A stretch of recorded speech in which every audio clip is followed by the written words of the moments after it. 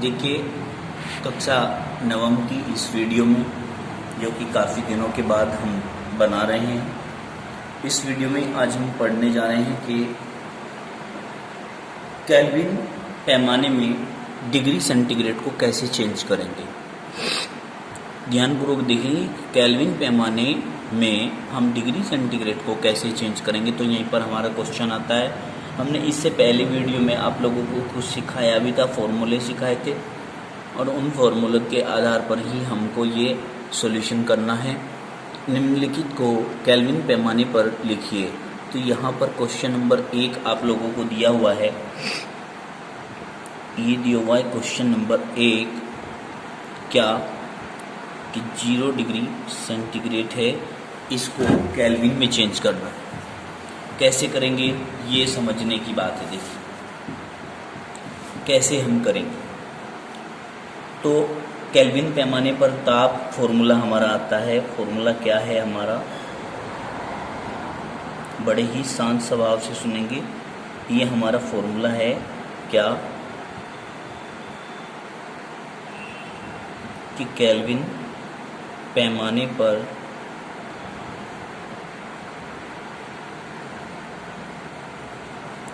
तापमान बराबर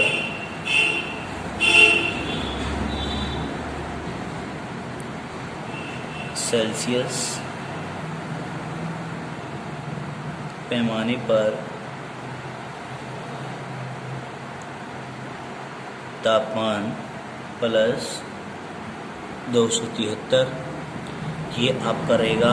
इसमें आपने क्या करना है, ये सिंपल सा आपको दे दिया 0 डिग्री सेंटीग्रेड और सेल्सियस पैमाने पर तापमान यही होता है। तुम क्या कहेंगे, सेल्सियस पैमाने पर तापमान दिया 0 डिग्री, ठीक है ना। सेल्सियस प्लस कितना जोड़ना है 273, तो इक्वल टू क्या आ जाता है 273 केल्विन, ठीक है ना। तो ये यदि हमें चेंज करना है इस तरीके से हम कर सकते हैं। क्लियर हो गया हमारा। अब आगे चलते हैं। सेकंड क्वेश्चन आता है हमारा। यहाँ क्या है सेकंड क्वेश्चन, क्वेश्चन नंबर 2 आप लेके चलते हैं। इसको थोड़ा सा ना और फोकस कर लेते हैं, और फोकस करके आप चलते हैं। यहाँ पर दिया है, इसका पार्टीशन में कर लूँ ज़रा यहाँ पर थोड़ा सा, जिससे कि न्यूमेरिकल करने में ईजी रहे हमारे लिए। ये यहाँ पर आता है 27 डिग्री सेंटीग्रेड, सेकंड है 27 डिग्री सेंटीग्रेड। तो इसको भी हम ऐसे ही चेंज करेंगे। क्या फॉर्मूला हमारा वही रहेगा, फॉर्मूला सेम जो ऊपर लिखा है, सेम अबो जो ऊपर लिखा है। सेम अबो का मतलब होता है जो फॉर्मूला हमने ऊपर लिखा है। अब मैं बार बार नहीं लिखूंगा, लेकिन आप लोगों को यहाँ पर फॉर्मूला लिखना है बार बार, 10 बार, 1000 बार। जितनी बार भी क्वेश्चन आप करेंगे उतनी ही बार ये फॉर्मूला जहाँ आएगा वहाँ आपको ये लिखना है। तो आप क्या करेंगे, 27 degree centigrade plus 273 is equal to 300 kelvin. ये आ गया। यदि 27 डिग्री सेंटीग्रेड दिया हुआ है और उसको आप केल्विन में चेंज कर रहे हैं तो इस तरह आप कर सकते हैं, ठीक है ना। और क्वेश्चन नंबर मैं आपका 3 मानता हूँ। यहाँ पर क्या दिया है, माइनस 27 डिग्री सेंटीग्रेड दिया हुआ है, और माइनस 27 डिग्री सेंटीग्रेड को आपको ये कह रहा है कि इसको केल्विन में चेंज कीजिए। तो क्या करेंगे आप, सबसे पहले फॉर्मूला लिखेंगे। फॉर्मूला वही है सेम। अब वो क्या कहेंगे कि केल्विन पैमाने पर तापमान बराबर सेल्सियस पैमाने पर तापमान प्लस 273। अब सेल्सियस पैमाने पर तापमान है आपका माइनस 27 डिग्री सेंटीग्रेड प्लस 273 बराबर 240 केल्विन। ये आ जाएगा आपका, ठीक है ना, 240 केल्विन। अब यदि नेक्स्ट क्वेश्चन आता है, समझ में तो आ रहा है, बड़ी ही धीमी स्पीड से हम क्वेश्चन को कर रहे हैं बेटा। क्वेश्चन नंबर 4 इसमें आता है कि माइनस 273 डिग्री सेंटीग्रेड। अब माइनस 273 डिग्री सेंटीग्रेड को आप चेंज करेंगे केल्विन में। तो कैसे करेंगे, वही है फॉर्मूला हमारा, फॉर्मूला सेम रहेगा। क्या आपको पता चल गया होगा फॉर्मूला हमारा क्या है कि केल्विन पैमाने पर तापमान बराबर सेल्सियस पैमाने पर तापमान प्लस 273। अब सेल्सियस पैमाने पर हमारा दिया है -273 डिग्री सेंटीग्रेड और प्लस 273, तो क्या होगा, कैंसिल हो जाएगा। इतने ही माइनस के हैं, इतने ही प्लस के हैं, तो यहाँ पर 0 केल्विन आ जाएगा। क्या आ जाएगा, ओके नहीं पढ़ेंगे आप इसको, 0 केल्विन पढ़ेंगे। क्या पढ़ेंगे, 0 केल्विन, समझ गए, क्योंकि ये माइनस का है, ये प्लस का है, कैंसिल हो जाएगा। अब आगे चलते हैं। इसने कहा है निम्नलिखित को सेल्सियस पैमाने पर लिखिए। क्या क्वेश्चन आया कि निम्नलिखित को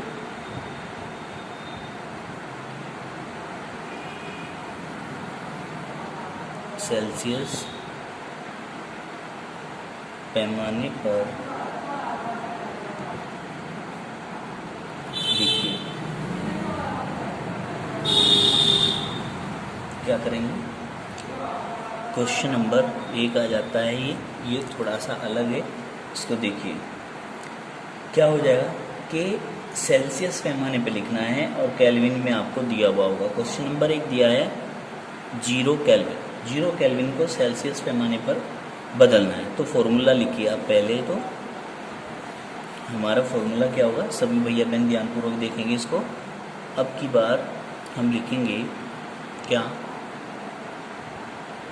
यही है हमारा केल्विन।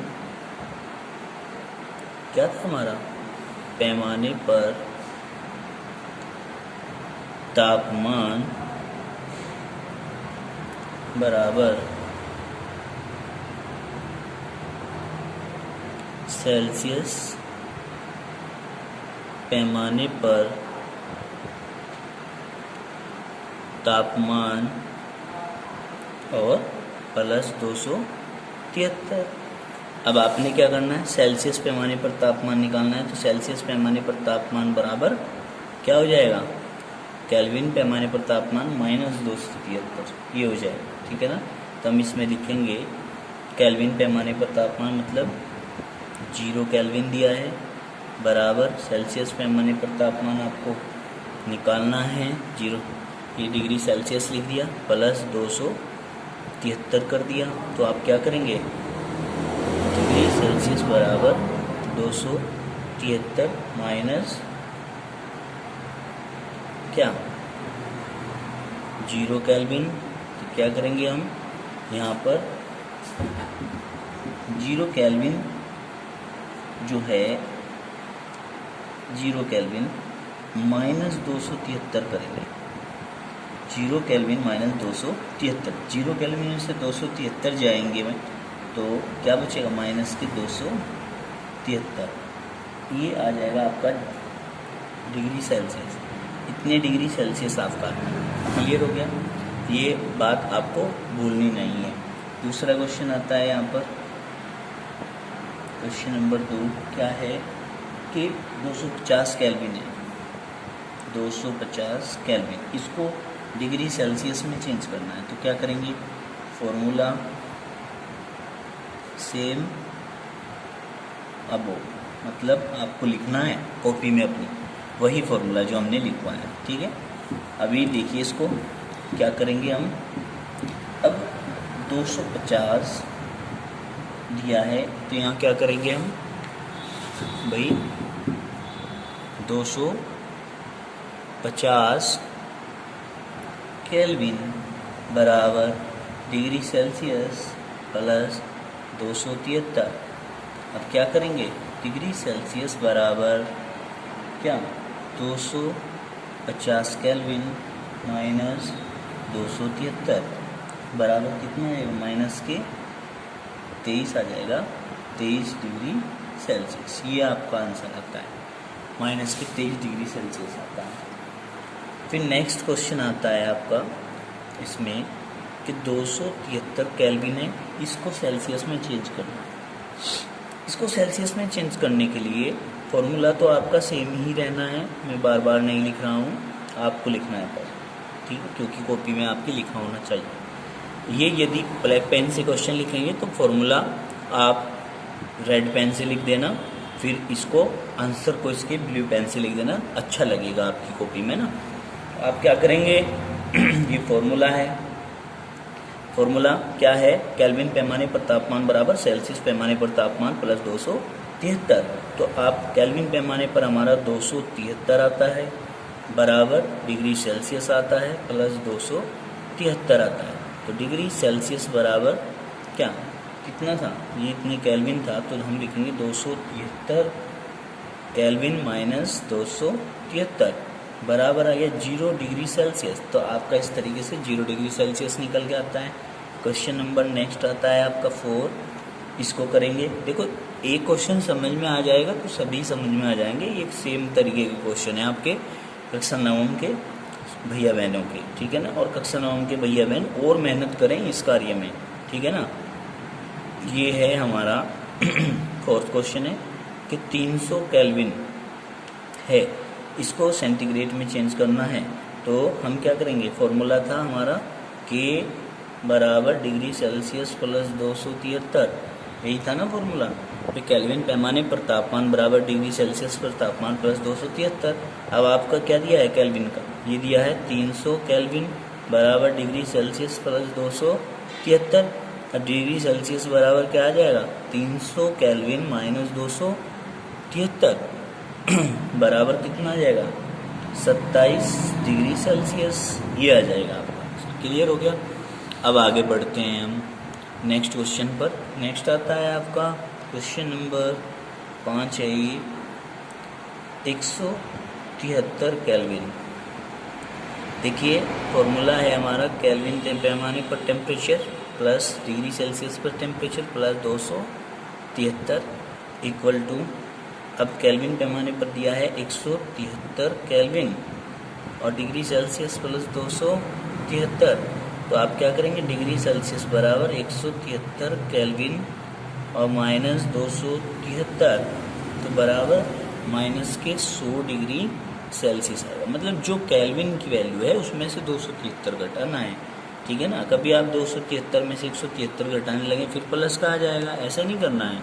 आपको जो केल्विन पैमाने पर टेम्परेचर दिया हुआ है उसमें से 273 आपको माइनस करना है, तो जो भी आएगा वो आपका सेल्सियस में चेंज होकर के आ जाएगा, ठीक है ना। अब आगे बढ़ते हैं हम इसी कड़ी में। अब आता है निम्नलिखित को केल्विन इकाइयों में लिखिए। क्वेश्चन है हमारा, कौन सा है क्वेश्चन, ये देखिए यहाँ पर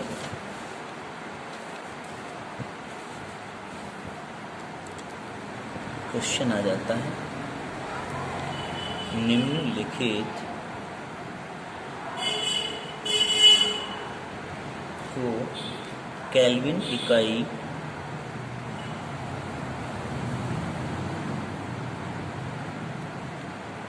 यो में लिखिए। केल्विन इकाइयों में लिखना है इसका, तो क्या करेंगे, ए पॉइंट है हमारा, ए पॉइंट क्या है 25 डिग्री सेंटीग्रेड केल्विन पैमाने पर टेम्परेचर बराबर डिग्री सेंटीग्रेड पर टेम्परेचर प्लस 273। तो क्या करेंगे बेटा, डिग्री सेल्सियस में हमारा है 25 डिग्री सेल्सियस प्लस 273 बराबर कितना आ जाता है हमारा 298 केल्विन आ जाता है, ठीक है ना। तो इस प्रकार से हम कर सकते हैं। एक बी पॉइंट और आता है इसका, क्या है 373 डिग्री सेल्सियस। फॉर्मूला क्या लिखूं, kelvin temperature equal two degree Celsius temperature plus 273। Degree Celsius वाला कितना है 373 प्लस 273 बराबर में क्या लिखूँ मैं, कितने हो गए 640 केल्विन टेम्परेचर आपका आ जाता है। इस तरीके से आप इनको चेंज कर सकते हैं, ठीक है ना। अब इसी कड़ी में वीडियो को आगे लेकर चलते हैं। ये आपने न्यूमेरिकल सीखे कक्षा 9 के भैया बहनों ने अभी। अब हम कक्षा 9 की इन बच्चों को आगे का लेकर के चलते हैं काम।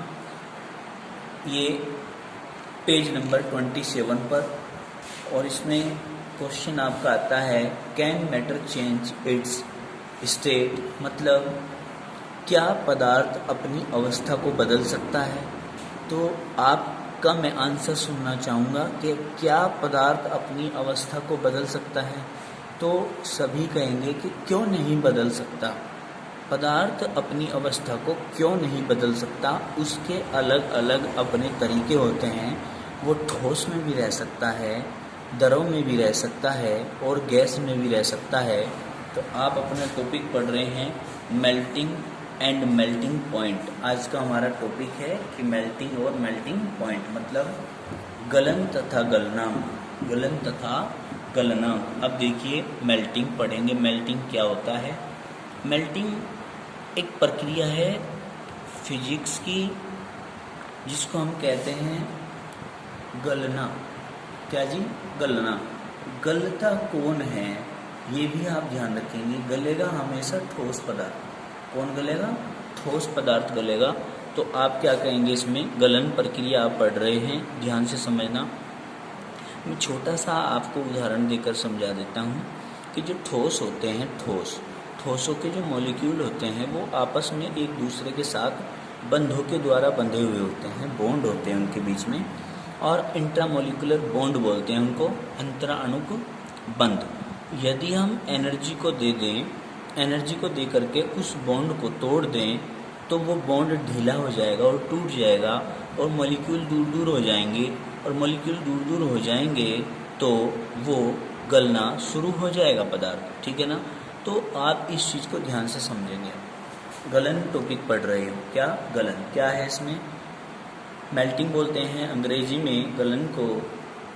ठोसों के मध्य अंतराणु का स्थान कम होता है तथा अंतराणु आकर्षण बल बहुत अधिक होता है। मतलब ठोसों के जो अणु होते हैं उनके बीच में स्थान तो होता है बहुत कम, लेकिन अंतराणु बल होता है बहुत ज़्यादा जो उनको आपस में बांध करके रखता है। इस कारण अणु एक निश्चित त्रिविम जालक मतलब क्रिस्टल लैटिस में बंधे होते हैं, एक दूसरे के साथ बंधे होते हैं तथा अपनी स्थिति के इधर उधर ही कंपन करते रहते हैं। मतलब ठोसों की कंडीशन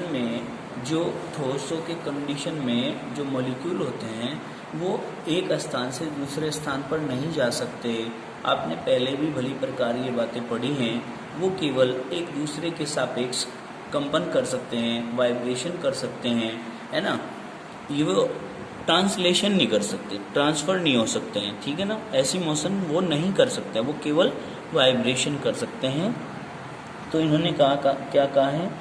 ठोस पदार्थ को उष्मा देने पर इन अणुओं की गतिज ऊर्जा बढ़ जाती है, गतिज ऊर्जा बढ़ जाएगी।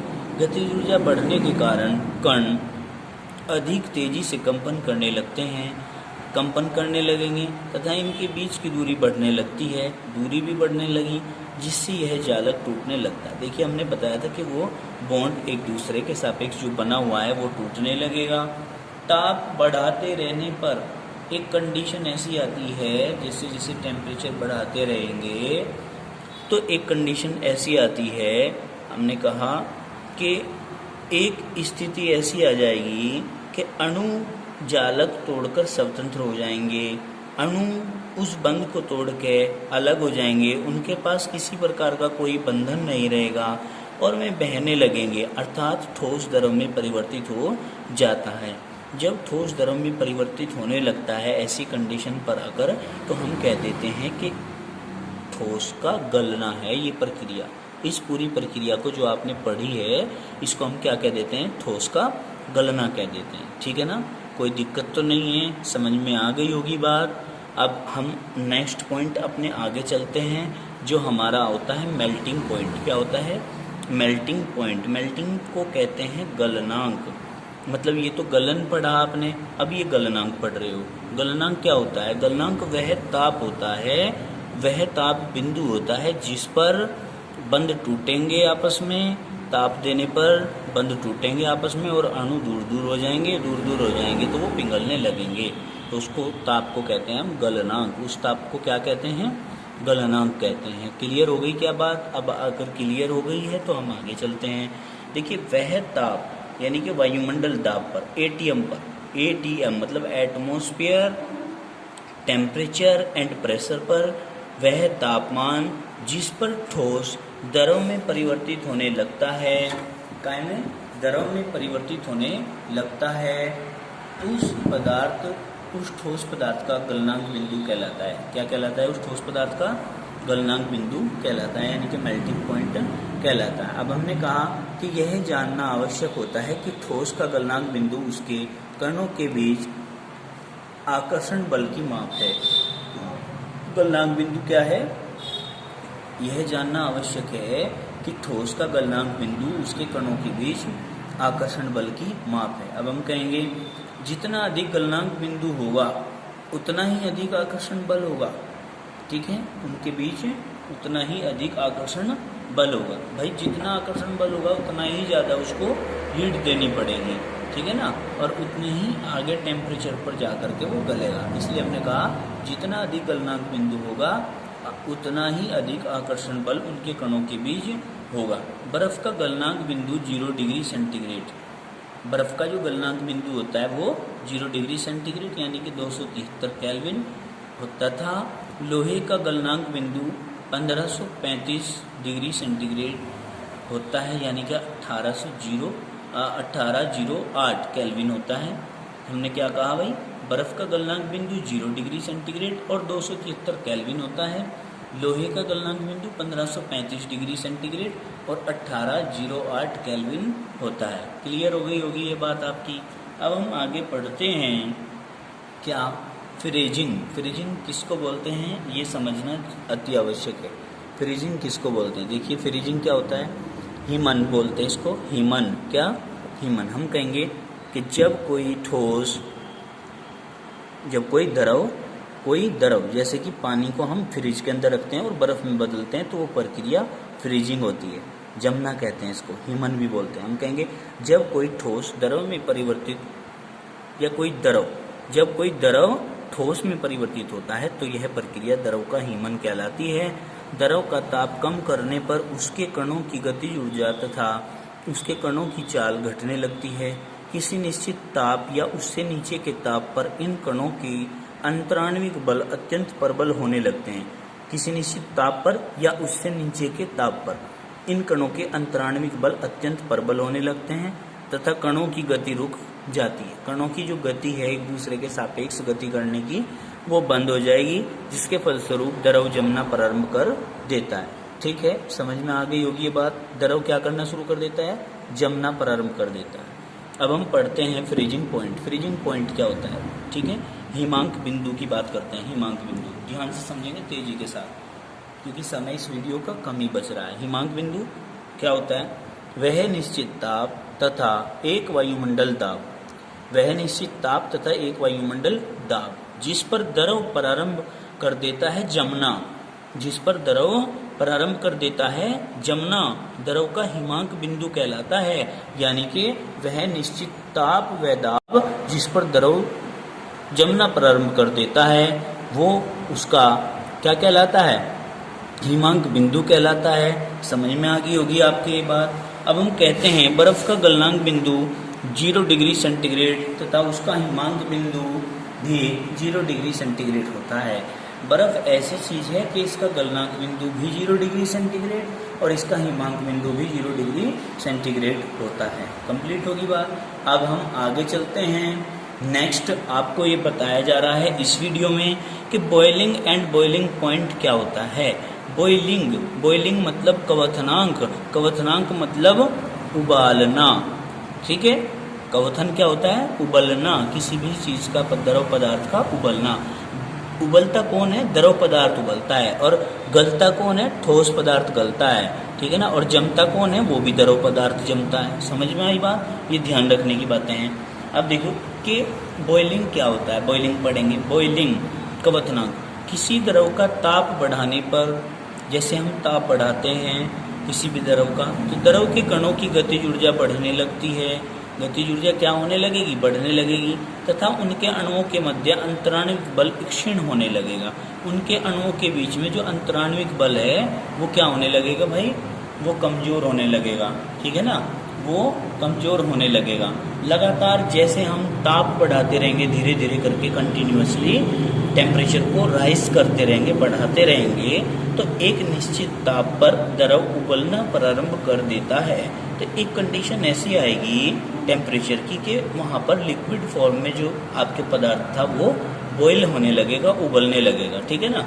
द्रव के उबलने की यह क्रिया द्रव का कवथन कहलाती है। इस क्रिया को ही हम क्या कहते हैं, द्रव का कवथन कहते हैं। क्लियर हुई बात। अब हम कहेंगे तथा वह निश्चित ताप जिस पर द्रव उबलना प्रारंभ करता है, क्या कि वह निश्चित ताप तथा दाब जिस पर द्रव उबलना प्रारंभ करता है द्रव का कवथनांक बिंदु कहलाता है। क्या कहलाता है जी? द्रव का कवथनांक बिंदु कहलाता है। अब आप देखिए बॉइलिंग पॉइंट टॉपिक पढ़ेंगे, इस बॉइलिंग से संबंधित है। बॉइलिंग पॉइंट क्या कहेंगे भाई? कवथनांक इसको हिंदी में कहेंगे जिस ताप पर द्रव का वाष्प दाब, परिभाषा है ये, इंपॉर्टेंट परिभाषा है बहुत ज़्यादा, कि जिस ताप पर द्रव का वाष्प दाब उसके वायुमंडल दाब के बराबर हो जाता है वो उसका कवथनांक कहलाता है। यानी कि वाष्प दाब बराबर वायुमंडल दाब। क्या जी? यहाँ लिख देते हैं वाष्प दाब बराबर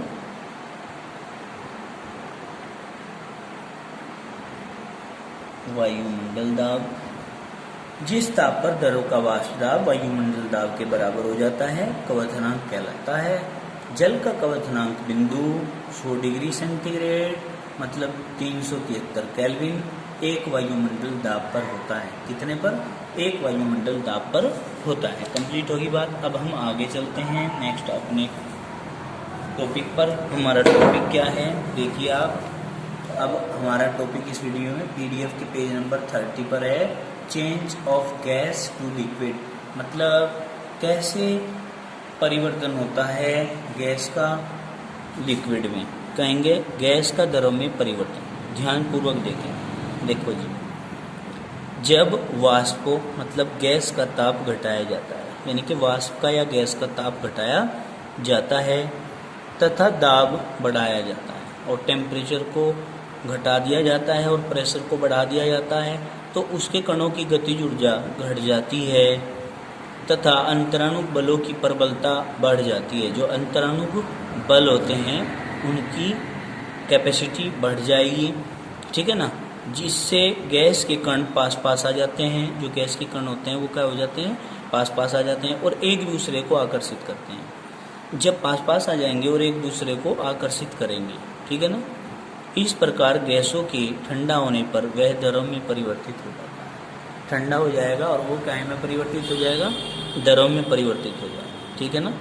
किस प्रकार? जब हम ताप घटाएंगे और दाब बढ़ाएंगे तो गतिज ऊर्जा घट जाएगी, अंतराणु बल बढ़ जाएगा, ठीक है ना, और पास पास आ जाएंगे अणु। जब ये पास पास आ जाएंगे तो एक दूसरे को आकर्षित करेंगे। इस प्रकार गैसों के ठंडा होने पर वह द्रव में परिवर्तित हो जाता है। क्लियर होगी बात। अब आगे चलते हैं।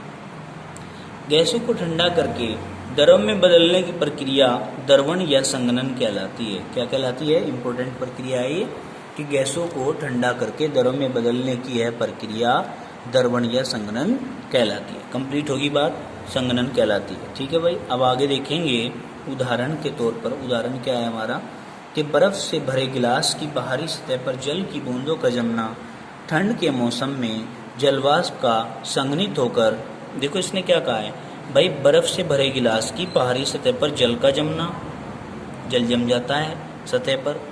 ठंड के मौसम में जलवाष्प का संघनित होकर ओस के रूप में जमना तथा जलवाष्प को संघनित होकर वायुमंडल में बादल का बनना भी संघनन के उदाहरण हैं। ये सारे के सारे किसके उदाहरण हैं? संघनन के उदाहरण हैं। अब आगे देखिए, ये उदाहरण पढ़े आपने, अब आगे देखिए इसको क्या पढ़ने जा रहे हैं कि भाई पदार्थ के परिवर्तन की 3 अवस्थाएं।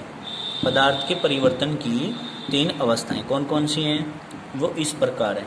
देखिए, ठोस है, सॉलिड बोलते हैं इसको। इसको गर्म कर दिया, गर्म कर दिया ठोस को, तो ये प्रक्रिया हो गई गलन की। कहें कि गलन की। गर्म करके द्रव में बदल जाएगा। ठोस गर्म करेंगे तो द्रव में बदलेगा, इस प्रक्रिया को गलन कहेंगे। फिर द्रव को गर्म करेंगे, उबालेंगे तो ये गैस में बदल जाएगा या वाष्प में बदल जाएगा। इस प्रक्रिया को हम कवथनांक कहेंगे। द्रव का क्या कहेंगे? कवथन कहेंगे, ठीक है। इसको उबलना भी कहते हैं। अब आप देख लीजिए यहीं के यहीं, अगर हम गैस को ठंडा करेंगे और लिक्विड में चेंज करेंगे तो हम इस प्रक्रिया को संघनन कहेंगे, इसको याद रखना है। और यदि लिक्विड को और ठंडा कर दिया हमने और ये सॉलिड में परिवर्तित हो जाएगा।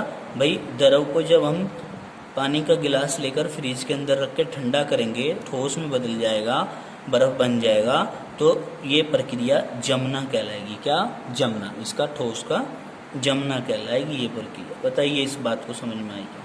कोई दिक्कत तो नहीं है?